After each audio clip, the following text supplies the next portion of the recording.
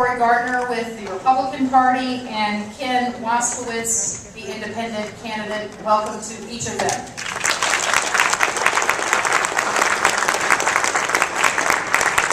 Thanks for coming in, gentlemen. I will briefly explain the lights once again. You see green, that means you're free to speak. You have 2 minutes for an opening statement. Yellow will mean that you have 15 seconds left, and then red does mean that we are ending your statement at that point, and we'll move to the next question. And let's begin with opening statements, 2 minutes each. And Doug, we're going to begin with you. You have an opportunity for a 2-minute opening statement. All right, thank you. Good evening. I thank you for this opportunity. My name is Doug Aiden, and I'm willing to serve you in Congressional District 4. Please allow me to take you on a brief historical tour. Over 200 years ago, we did not appreciate our rights being trampled on by an overbearing government. One of the phrases that is remembered to this day was taxation without representation. Many of us think that was due to excessive taxes, and to a degree it was, but the crux of the issue was without representation. We saw a need to represent ourselves, so we, the people, established our government because we understood the importance of self-government. On July 2nd, 1776, we declared our independence from England. On July 4th, 1776, we announced to the world the reasons why we were establishing our own government in a document entitled the Unanimous Declaration of these 13 United States of America. We empowered our government with the sole purpose to protect our inalienable rights given to us by our Creator. The time is here that good men stand up. The time is here to stop complaining and get involved in the solutions. I'm a hardworking individual just like yourselves. I stand for limited federal government, supporting free markets, protecting individual and property rights. I'm fully committed to read bills, know how they're going to be paid for, and how they will be justified within the constraints of our Constitution before I vote. I'm just an ordinary, concerned citizen willing to serve and represent you, but the only way I can represent you is for you to stand up and get involved in the citizen campaign. Thank you, Mr. Aiden. Let's move to Mr. Gardner for his opening statement. You have 2 minutes. Good evening. Thank you, everybody, for being here. I really appreciate the time that you've taken to be here to learn more about what's happening in this country. In just 33 days, the people of this great state, this great nation, will go to the ballot, booth, to decide what the direction of this country will be. Whether or not this will remain a nation of our first principles, of limited government, fiscal responsibility, that when we send people to Washington, D.C., we send them there to represent us, the people of Longmont, Colorado, Boulder County, the 4th Congressional District, and the Constitution of this great country. My name is Cory Gardner, and I'm from Yuma, Colorado. Anybody know where Yuma, Colorado is? Very good. It's out in the eastern plains between Otis and Eckley, if that helps.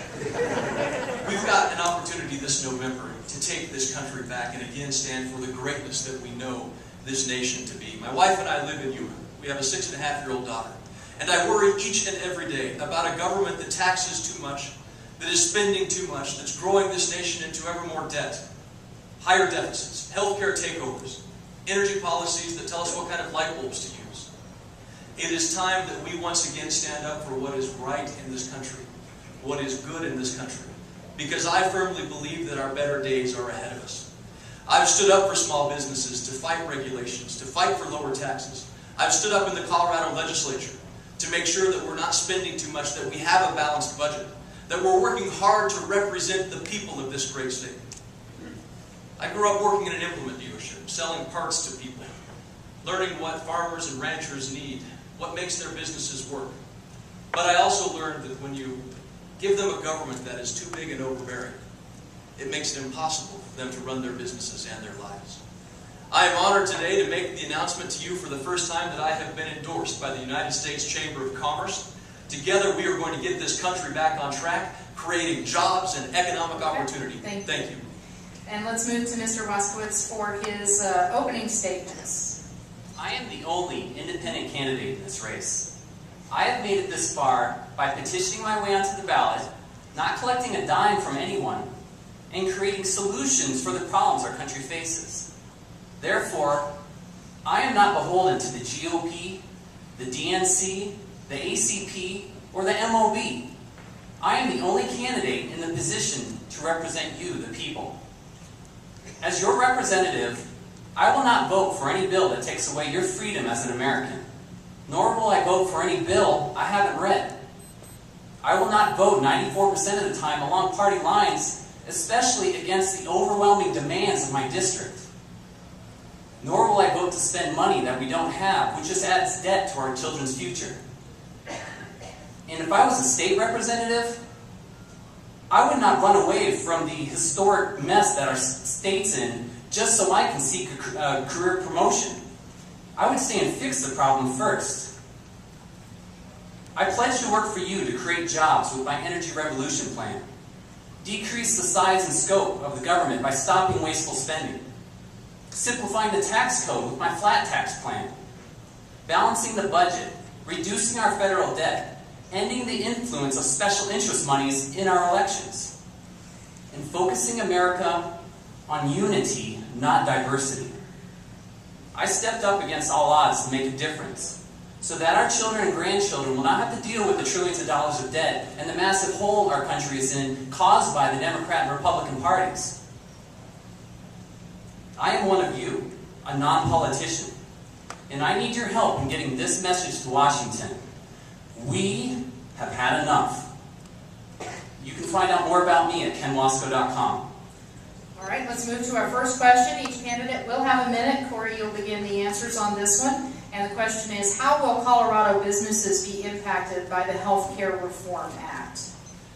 Well, let's be clear about this. The health care bill will increase the cost of every business in the state of Colorado. Betsy Markey voted for a 2,000-plus page health care bill that will do nothing to contain or control costs of health care, that will do nothing to rein in the cost of health care spending, and that this administration has admitted will do nothing to control the cost of health care. But what we do know is that it will allow bureaucrats to make our health care decisions for us, and that it will create tremendous burdens and hardships on small businesses around the state of Colorado and this country, because they are going to be forced to pay higher taxes, fight through greater regulations, and file tens of thousands of 1099 forms simply for doing business in this state. The health care bill is wrong. We need real solutions that will lower the cost of health care. Dr. Pelosi is not the answer. Okay, you have a minute for that same question, Ken. Your 1 minute response. Well, as a famous politician once said, you're not going to know how screwed you'll get until after this happens. You know, Congress took a complex problem and gave an even more complex solution. I will vote to repeal that bill so that we can separate health care from health insurance, and then immediately work to create 2 or 3 new bills that specifically address accessibility, affordability, and quality of care. All right, we're going to come to Doug for his 1 minute response to that same question. The Affordable Care Act will have a large impact on the businesses of Colorado. We've all heard about the increased burden of preparing numerous 1099s, but somebody on the other end has to process that 37 billion 1099s, and therefore somebody's going to have to pay for those new government employees. The ACA lays out a very complex structure of record keeping and reporting onto the employers. The new system will be audited by the Internal Revenue Service, opening a door for even wider for additional audits on small businesses. In addition, it is estimated that 62% of the population will qualify for a subsidy to help pay for their insurance premiums. Translation, 38% will be needed to fund those subsidies, and much of that will come from non-tax deductible penalties to employers. Okay, let's move to our second question for these candidates, and Mr. Waskowitz, will begin with you. Do you believe that our free enterprise system is threatened by the current growth of government spending? Heck yes, I do. The more the federal government grows, the less freedoms we have. And in order to sustain such a big and growing government, the more the entrepreneurs and average Americans get squeezed. You know, the trend in this country is for us to be dependent, not independent, and I don't agree with that. The federal government needs to back off and let the people use their talents. All right, let's move back to Mr. Ayton for his response to that same question. Free enterprise has been under attack for several decades as socialist ideals are continually pushed. We currently are entering an era where the attacks seem to be even more obvious. The federal government is spending money guaranteed by the taxpayers to determine which companies survive, not the marketplace. The federal government uses taxpayer money to subsidize the industries they deem important. Yet if they were in demand, the market would have invested or purchased their products. Therefore, yes, our free enterprise system is threatened. All right, Mr. Garner, your chance for 1 minute at that question. Thank you. Yes, the free enterprise system is jeopardized by the spending in this Congress. But more importantly, and perhaps a greater risk, is the fact that national security advisors around this country have said that our nation's debt is a growing security risk and threat to the United States of America. 44 cents of every dollar that we spend is on borrowed money. $14 trillion worth of debt, $1.4 trillion deficit this year alone. We cannot spend our way out of a recession. Mitch Daniels said it best. This Congress's attitude has been, don't just stand there, spend something.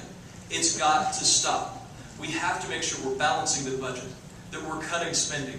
If we don't, if we continue to spend, the free enterprise system will be faced with higher taxes, more and more risk of inflation, and a government that takes more money out of the credit system to pay for programs it can't afford. The first rule of holes, quit digging. Okay, let's move to